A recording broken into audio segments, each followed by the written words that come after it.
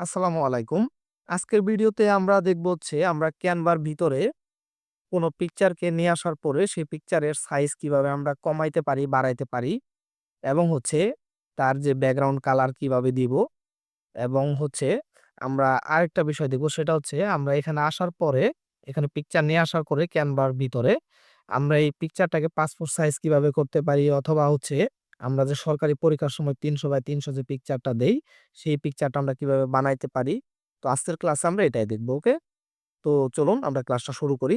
আমরা কাস্টম সাইজের এখানে যদি ক্লিক দেই, ক্লিক দিলে দেখবেন এরকম একটা কাস্টম সাইজের অপশন চলে আসছে। এখানে দেখবেন পিক্সেল দেওয়া আছে, ইঞ্চি, মিলিমিটার, সেন্টিমিটার যেটা ইচ্ছা আমরা পিক্সেল রাখলাম, ওকে? তো এখানে যদি আমি দেই ৩০০, আবার এখানেও দিলাম ৩০০, ওকে?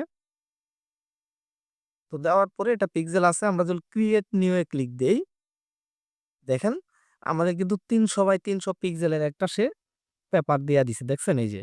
এখন যদি আমরা কোনো পিকচার এখানে নিয়ে আসি, আমরা আপলোডে ক্লিক দেই। ক্লিক দেওয়ার পরে এখান থেকে যাব আপলোড ফাইল। ওকে? তো এখানে জাস্ট আমরা খুঁজা নিব। এখান থেকে আমরা যেকোনো একটা পিকচার নিয়ে আনি আমাদের পছন্দ মতো। এখান থেকে একটু দেখতে হবে জাস্ট এই যে। ওকে, আমরা এই পিকচারটাই নিলাম। নেওয়ার পর এই পিকচারটা একটু লোড নিবে। লোড নিয়ে এখানে দেখবেন এই যে এটা আসতে যতক্ষণ লাগে, ওকে? তো চলে আসছে পিকচারটা। এটা আমরা জাস্ট ক্লিক দিয়ে এর উপরে নিয়ে এসে ছাইড়া দিব।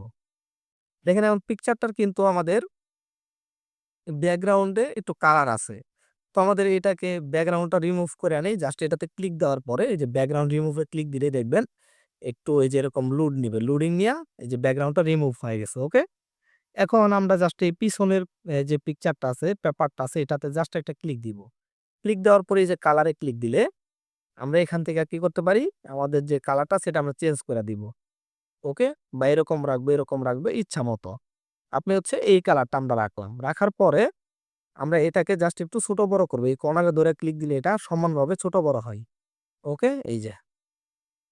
এটাকে আরেকটু নিচে নামাই। আরেকটু বড় করি এটাকে। এটাকে আরেকটু বড় করি। তো দেখেন আমাদের কিন্তু এটাকে আরেকটু বড় করতে হবে। ওকে, সামান্য একটু বড় করলাম। ওকে, হয়ে গেছে আমাদের এটা। দেখেন আমাদের কিন্তু এটা ৩০০/৩০০ পিকচার হয়ে গেছে। এখন এটার ব্যাকগ্রাউন্ডটা রিমুভ হয়ে গেছে। তো আমরা যদি এটাকে সিলেক্ট করার পরে যে এই পিকচারটাকে সিলেক্ট করে যদি আমরা এখানে কালারে সিলেক্ট করি, এখান থেকে যদি কালার সিলেক্ট করি দেখেন শার্টের কালারটাও পরিবর্তন হবে হালকা, হালকা। দেখছেন? এই যে পরিবর্তন হচ্ছে শার্টের কালারটা। তো আপনি চাইলে এরকম করে এখান থেকে এই শার্টের কালারটা আপনি আপনার ইচ্ছামত একটু চেঞ্জ করে দিতে পারেন। অরিজিনাল এই কালারটা।